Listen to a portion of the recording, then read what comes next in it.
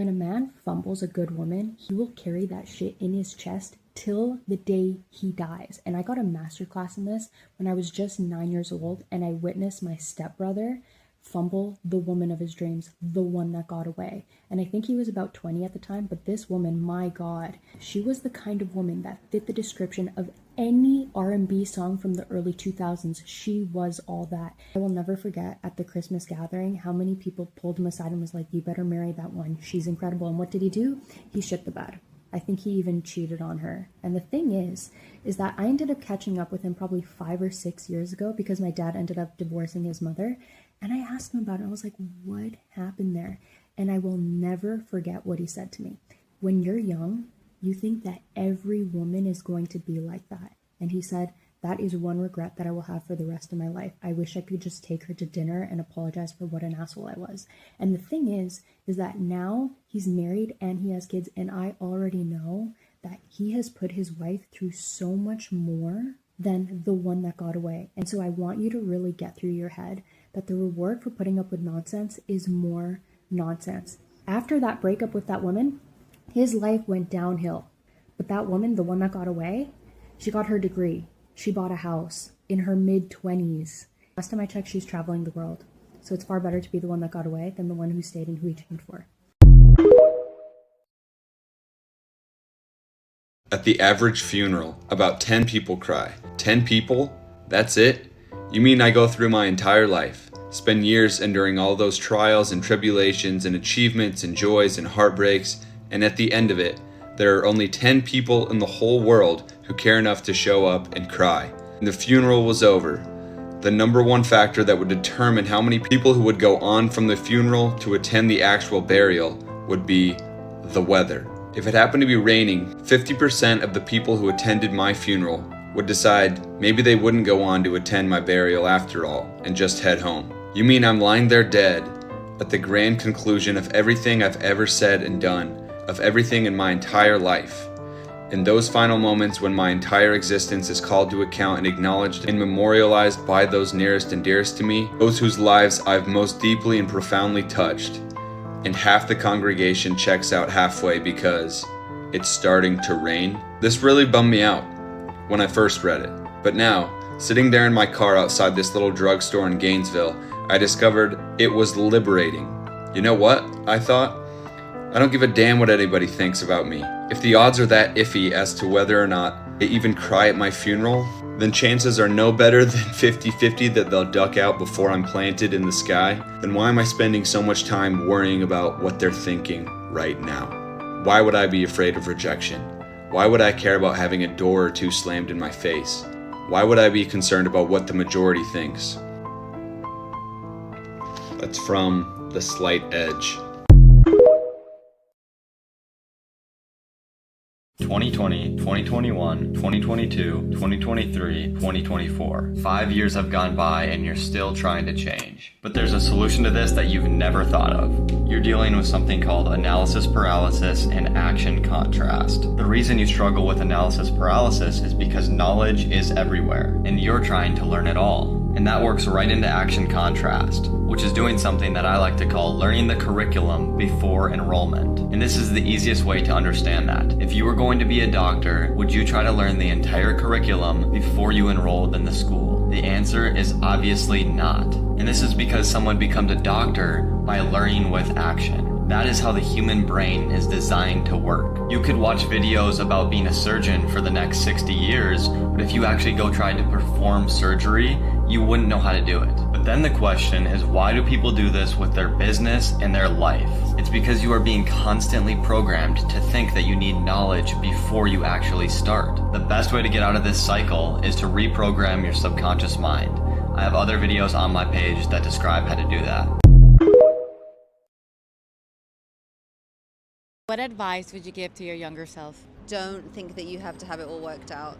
I used to actually live 2 blocks from here 30 years ago when I first moved to the city, and I did not have it all worked out then at all. I had no idea what life was going to bring me, and it has brought me many, many things. Find out what you like, find out who your tribe is, don't rush things too much, and know that when you get a little bit further on in life, you're going to give zero shits what anyone thinks anyway. Here's the thing I say to my friends. I'm like, imagine the movie of your life, right, at the end of your life, and all the things that you're really head up about, or that you're worried that you're failing at, whatever it is. When you look through the list of credits at the end of your life, and the job you worried about, like job number 3, you're going to have so many more of those experiences that they're just going to seem like a small credit in the big movie of your life by the time you get to the end of it. And if you fail, then, congratulations, you've joined the club of like every other insert swear word on this planet that has done the same thing. Can I have your name and where you're from? My name is Lindsay. I'm from England originally, but I lived in New York for 15 years. If you want a lazy job, these are 3 places you don't want to work at. Number 1, avoid startups at all costs. You're going to be one person doing 10 people's jobs. They're very fast paced, so project after project, I promise you, you're going to be working 50+ hour weeks. Number 2, avoid agencies. You always have to clock your hours for a client, so even if you don't have work to do, it's so stressful. I've worked at about 4 places where you have to clock hours. Even when it could be a lazy girl job, you have to make up work for yourself. And lastly, a family-owned business. The boss, your coworkers, they're just going to care too much. Everything you do will be, or at least feel, scrutinized. They have too big of a stake in the bottom line. They said, just put your head down, work hard, and someone will notice. That's a lie. This is 30 Lessons by 30. I know you already work hard. You're first to come, last to leave. You spend Sundays prepping for Mondays, and something about being the dependable one makes you proud. But people will take advantage of that, make promises they retract, give you false goals, and erase you from the credits. Don't be fooled. Nobody cares about your career, so you have to own it. After all, the best way to predict the future is to create it. I don't mean don't work hard, but working hard does not mean you'll get promoted. You've seen that before. Getting promoted is a whole other game. Learn it. If you don't get it in writing, it doesn't exist. Save your receipts. Don't assume they're looking out for you. Be explicit with what you want. And if it's ever vague, always clarify. This world is full of carrots on a stick. Don't chase them. Grow your own garden instead. This is 30 Lessons by 30, and the next one's tomorrow. The only real difference between you and your future self is that you perceive that your future self has things or has made the changes that you have not made yet, and therefore you deem them as more high vibrational than you, better than you, more evolved than you. And that's why when we're always thinking about our future selves, we're like, wow, what if I told you that actually the only real difference between you now and your future self is in how you view yourself? Meaning that if you spent more time with your future self via journaling, via closing your eyes via meditation, and imagining being with your future self and asking them, how do I see myself? How do I see myself in the world? What is my place in the world? What is my place as I go after my big dreams, as I make decisions, the way that I carry myself, the way that I talk? Suddenly you would start to bridge that distance, and then it wouldn't matter so much what has or has not transpired yet in your life. Instead, you'd be showing up as your future self in the here and now just via how you view yourself, the things you do, the way you talk, the way you carry yourself. And then before you know it, all the things that you think for sure your future self has come in easily and naturally because they have no choice. It's energetic law. But if you knew that it would all work out, then the journey wouldn't seem too exhausting. Let me explain. If someone told you that by posting content every single day for over a year, you have the chance of being successful, that would seem exhausting because it's uncertain. But if someone told you that by posting content every single day and consistently improving that content, you were guaranteed to have an audience that allows you to wake up and do what you love every single day, that year would seem like a small price to pay. The problem has never been that the journey is too long or too exhausting. The problem has always been that you operate out of fear of failure rather than confidence in success. Just a thought.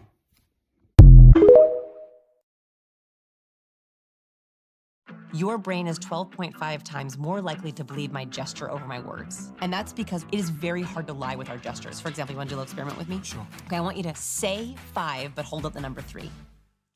5. Hard, right? Yeah, I had to think about them separately. This is why liars use less gestures. But knowing tool like that is critical if you're trying to set yourself up for success. And we're going to go through all of them. Oh, yeah. Vanessa Van Edwards is a behavioral investigator whose science-backed research from body language and micro-expressions to vocal tones and first impressions has revolutionized the way we build confidence and create more authentic relationships in every social and professional interaction. I'm a recovering awkward person, and I thought that charisma was genetic, and I didn't know how to have conversations. I didn't even know how to have friends. And then I discovered that highly successful people speak a hidden language, and that is the language of cues. It's directly from the research. They know the blueprints to talk to anyone. They know that if you sit within 25 feet of a high-performing performer, your own performance improves by 15%. And that there's a direct correlation between confidence and anxiety and the distance between our shoulder and our earlobe. So interesting. They also know that 82% of our impressions of people are based on warmth and competence. So if you worry that people don't take you seriously, you have trouble getting raises, you feel anxious and overwhelmed, I have 5 power cues for competence. But if you have ever been told you're intimidated, hard to talk to, I want you to use these 5 warmth cues. First, What about how to get a partner in terms of cues and body language? let's start with a study that blew my mind. It's impossible to be attracted to someone who... That's so crazy.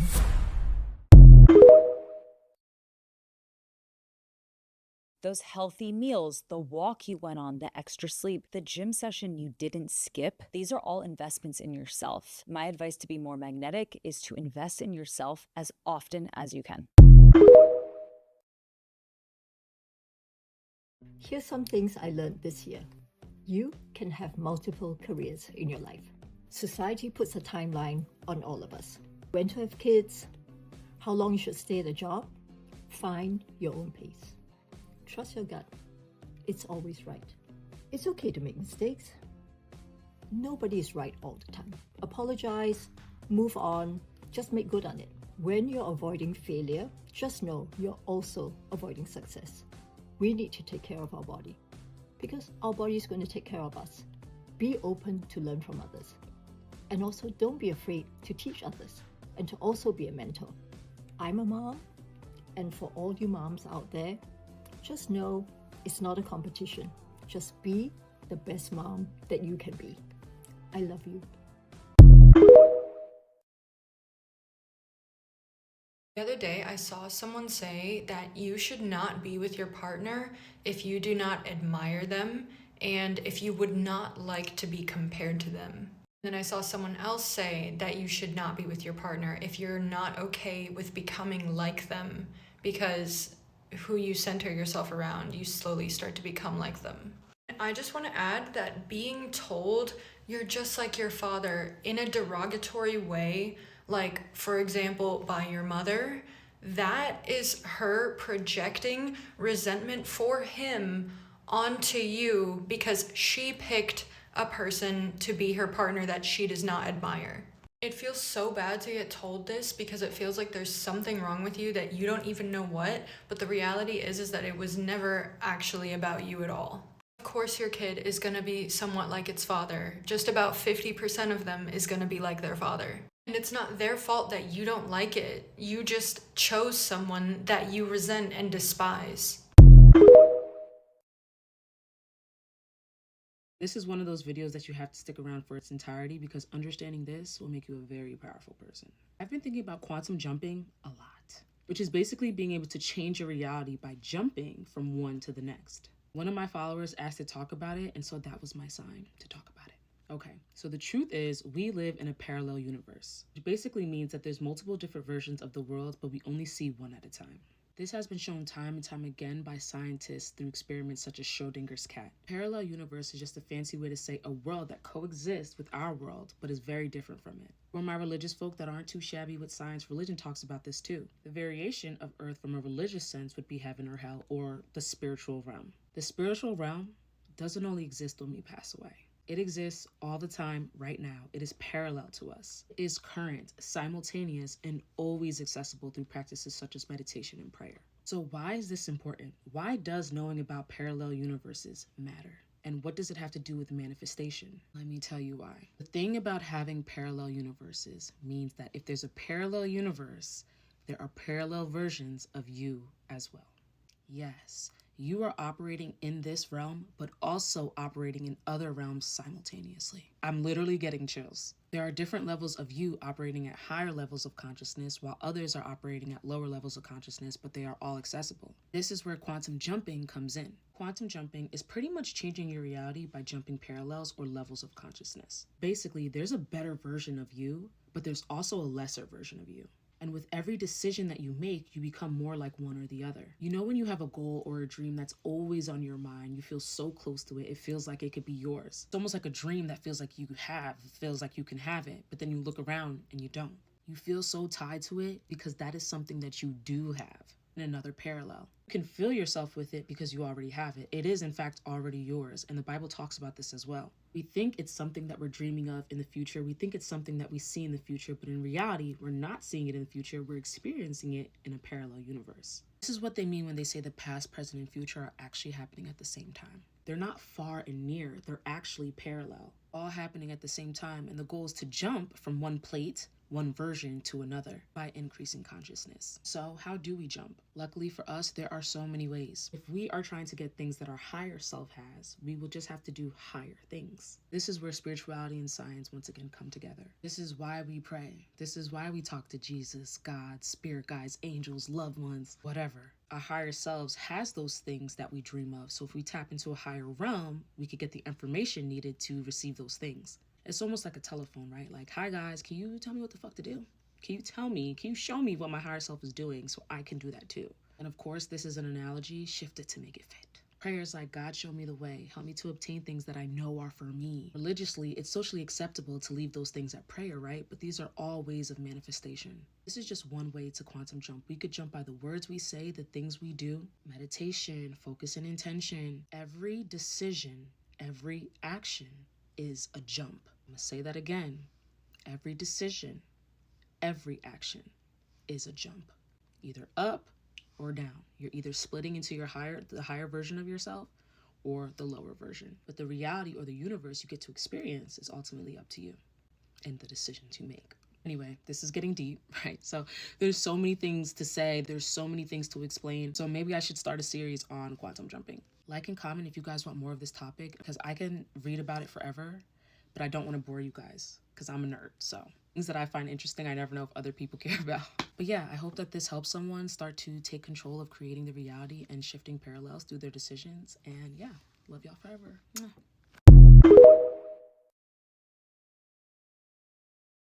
Here's the biggest green flag that you're about to quantum leap your income. And this has nothing to do with what's currently in your bank account. In fact, you could be in so much debt and this would still work. I'm Delisa, the Dream Doula for Women. If you like this kind of thing, follow me and like this. My friend Aaliyah originally made this video and it was so good I had to make one too. I'll tag her in the comments. So the biggest marker of a financial transformation is actually an internal one. And that means you actually create financial abundance internally before it happens in 3D.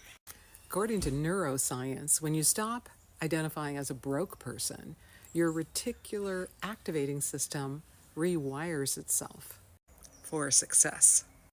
Meaning you'll no longer be looking for evidence to see that you're a failure. You'll stop saying, I can't afford this. You'll stop believing that money is so hard. You will enter what's called the knowing state. This happens when your body and your mind are both synced up to wealth consciousness. If you're hearing what I'm saying, type wealth consciousness in the comments. Wealth consciousness. When you have successfully reprogrammed lack out of your consciousness and you are making bold moves as someone who is rich as fuck, the money will actually become easy. One of the easiest things to manifest in your life. So if you're emotionally transforming and you're unbothered by the lack in your life, get ready because a quantum leap is happening. Put quantum leap in the comments. Quantum leap.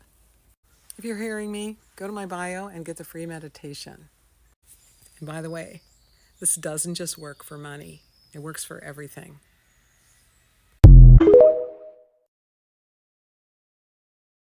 The person you marry, you need to know with all your heart, will take you through the death of your mother. Well, that was devastating. You know what? My mom gave me some similar advice. Okay, here it is. She was adamant that you should not marry the person that you have the best time with, but the person who makes the worst times better. It's not about the person you go out and have the most fun with.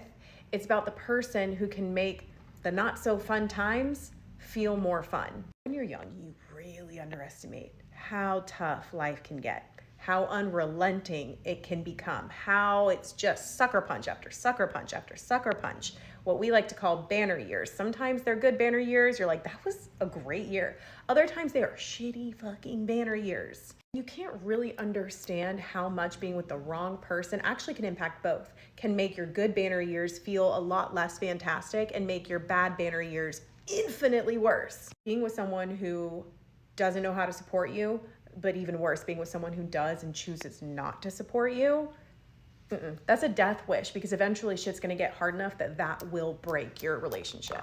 Your partner does not have to be everything to you.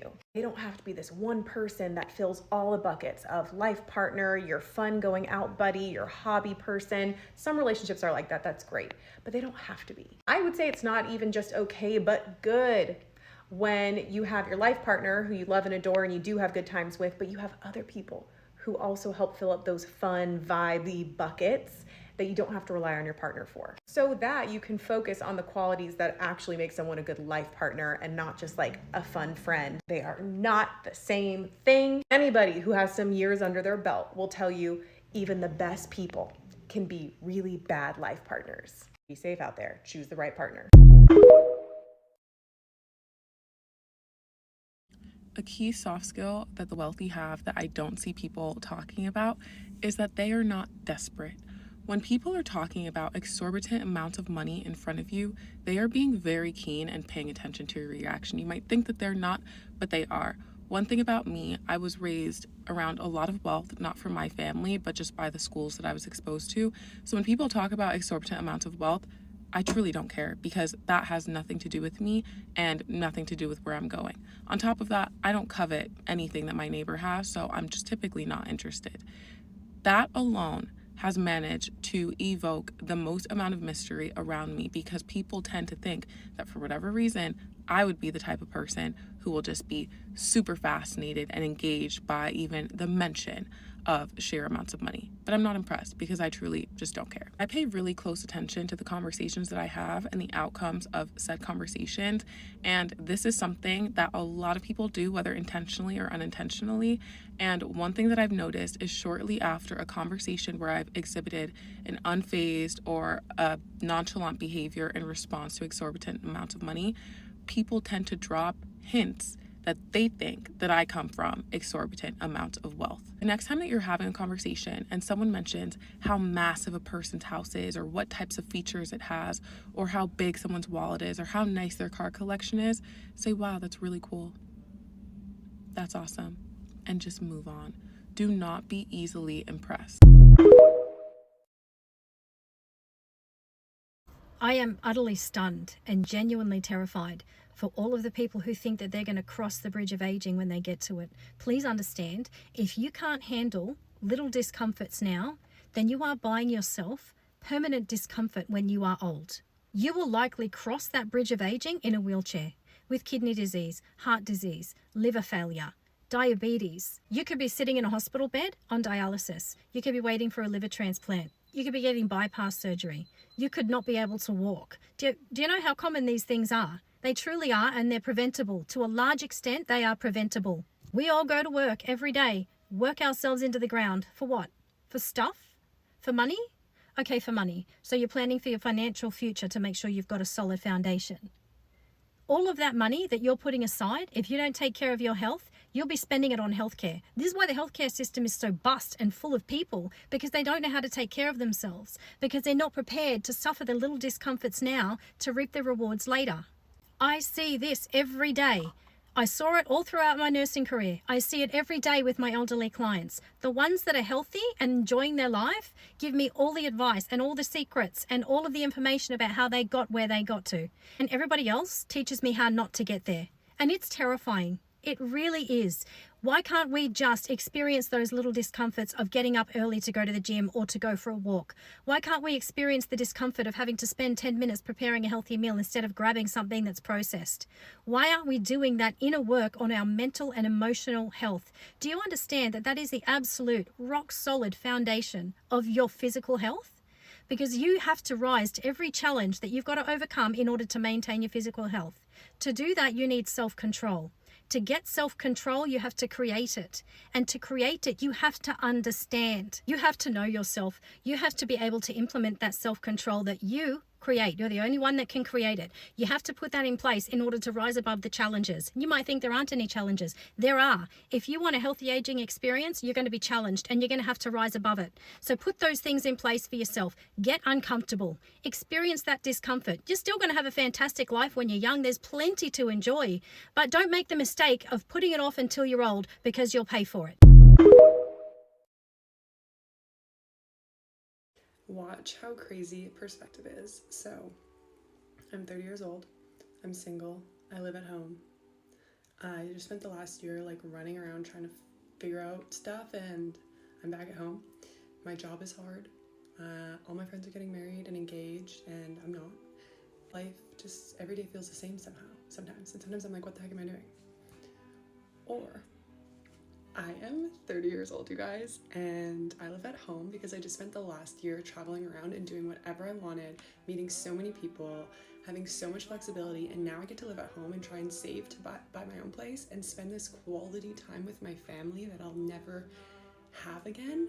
And I haven't met my person yet, which is so cool because I still get to fall in love for the first time with someone new, and I will just love this person and they'll be so great for me because I've just chose not to settle, and that's so exciting. And my job is hard, but it's rewarding, and I'm so lucky to have like a remote job that's flexible and work with amazing people, and I believe in what we're doing.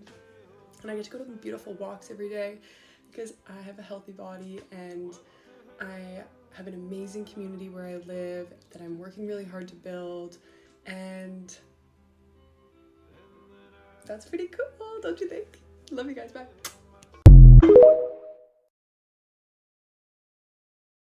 If you are a woman who has worked her ass off throughout her life, gotten a good degree, have a great job, I think there are two things start happening. One is the opportunity cost of getting married, settling down, having children becomes much, much greater and a much more complicated decision.